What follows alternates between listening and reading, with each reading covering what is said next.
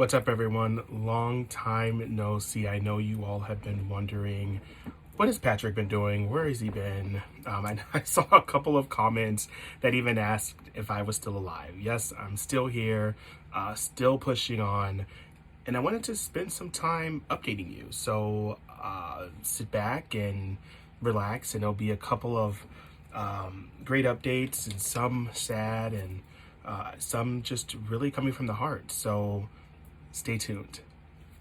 So last time we talked, I was probably in a smaller space. I was staying in a studio apartment. The situation was that I took a job in Minnesota. And so since taking a job in Minnesota, I sold our house in Petersburg, Virginia. So after I ran for office and lost by 116 votes and I obtained my master's, I sat back and was like, have a master's. Let's see if I could find a job that's paying really well. So I got a job working in government here in Minnesota, and I moved my husband and our dogs and our cats and uprooted our entire lives and moved to Minnesota. I have so much to say about Minnesota, and I'll save that for another video, but I will say that my experience here, especially as a Black gay man living with HIV, has been quite unique, and there's no wonder why there has been so much going on as it relates to the Black Lives Matter movement here. But more specifically, I've enjoyed snow. I've enjoyed passive-aggressive behavior, or Minnesota nice. But most importantly, I've been able to enjoy doing the work that I love, which is sexual health and HIV advocacy. So I was working as a PrEP coordinator, overseeing a PrEP program amongst two other experts, and I recently got a promotion, and now I oversee all the prevention and grant staff, including some Ryan White funding, quite a bit of Ryan White funding for the clinic I work for. So that's been really cool. It's been an up and down journey, but we've been just really working to improve the quality of life for people of color, more specifically Native, Latinx, and African American, and that's just been great work. A couple of updates. I know you all may have seen or spent some time with knowing a little bit more about the dogs and animals that I have. So I had 5 dogs and 2 cats. In June, we lost one of our dogs, Jordan. So she passed away. And then in August, we lost our cat Subway. And Subway was the cat that we got in New York, and he was FIV positive. If many of you don't know, that's essentially the feline equivalent of HIV, so feline immunodeficiency virus. And so for whatever reason, me and Subway and me connected right off the bat, and we gave him some awesome years, but he passed away from kidney failure, which apparently in cats happens really fast, and sometimes you don't even have enough time to catch it. And by the time we caught on to what was going on, we didn't have that much time, and it was trying to give him a good quality life, but more importantly, ensuring that he wasn't suffering. So we were forced to put him down. So that happened, and then we were holding on to a surprise, my husband and I, but we were expecting a baby. And we were expecting a little girl, and I say we were because things didn't really turn out the way we hoped for, and so our surrogate had an early rupture of membrane, so basically her water broke way too early. And even though we tried really hard to push through and fight through and stay optimistic, at 18 weeks and 6 days, on July 26th, she was born. And there was no viability there. She was born stillborn, and again, there was just not a lot that we could do to preserve, to make sure that she could be alive. So they gave us a little nice gift, a little like basket with a bear, and a little certificate that acknowledged that she was here with us. And then they also were really nice about taking some pictures of her. And it's weird and wild because even at 18 weeks, she had like my ears, and she had like the family nose on my side. But yeah, her little feet.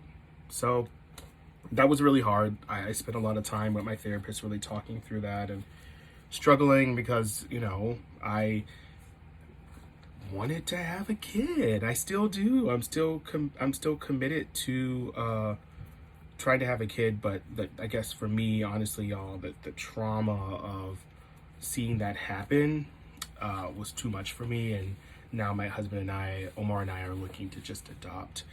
So we're going through that process now, and that's been ongoing. Needless to say, it's wild that they make it so hard to adopt, but you know, there's so many kids that have a need for a home. So that's been something that's been going on, and other than that, all, you know, we're just pushing through all of that. That's Omar. Hey, Omar. Omar! You know you're being recorded right now. What? You're being recorded. Huh? I'm making a video. You're being recorded. You said you're in a video call? I'm recording a video, and you're being recorded. All that I'm going to add to YouTube and upload you. Don't do that. I am. Pick it up. Nope, I'm not. I'm gonna close this door. Okay.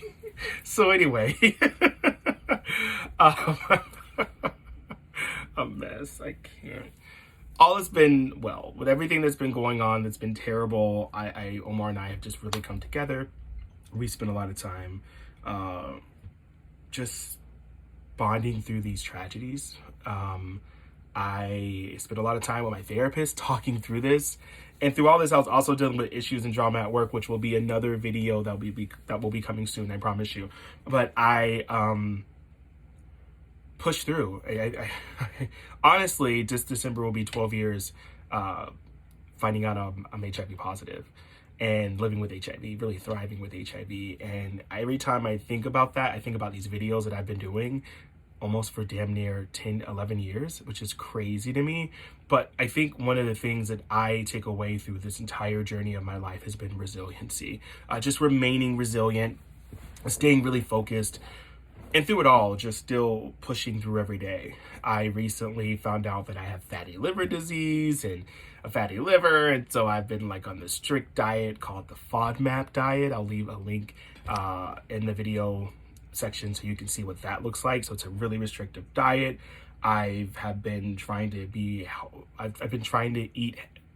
more intentional about eating healthier. I was going to say eating healthier, but that's just not realistic. I've just been trying to be more realistic, eating healthier, having freaking kombucha, but also having candy at the same time, but still just really trying to spend time working out, focus on my health and fitness and overall holistic health.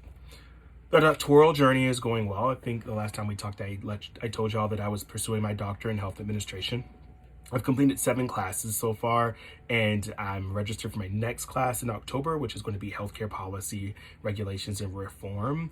5 more classes to go until I take my comprehensive exam, which basically transitions me from a doctoral student to a doctoral candidate.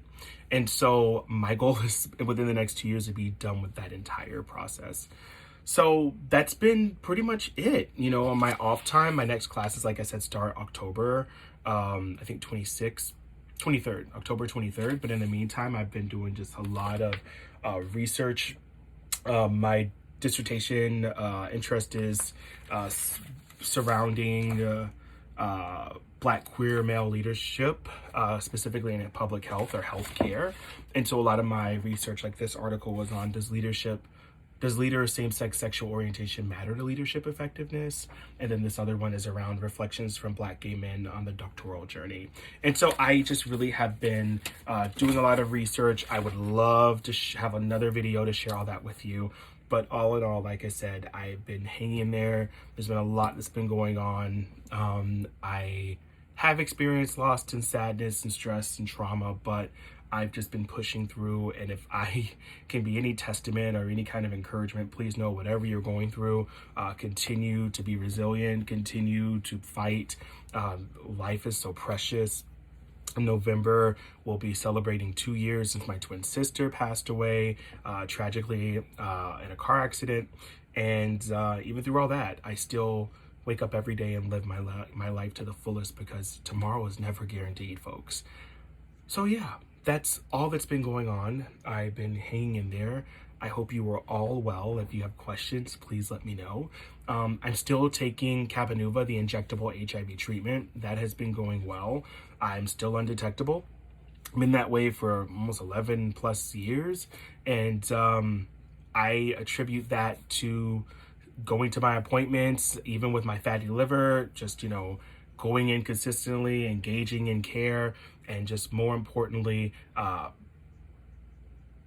really working with my medical team, really working with myself, my mental health team. All of that is a part of my HIV care and thriving with HIV.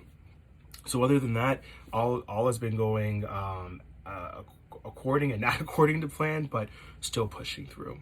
So I won't hold you anymore. I just wanted to pop in and say, hey, if you're wondering, I have these shirts from my campaign when I ran for office in 2020. Again, lost with 116 votes. Will I run again in Minnesota? I don't know. But if y'all want me to, maybe that's something I'll do. But other than that, I hope you all are well.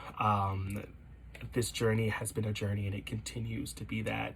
And as I always tell you time and time again, positivity is everything. Resiliency is everything. So hang in there if you're going through it. And if you're succeeding right now, celebrate. I'm so happy for you. And let's keep pressing forward. So I'll holler at y'all later. Good seeing you and good chatting with you. And I look forward to doing a lot more of these videos. Take care.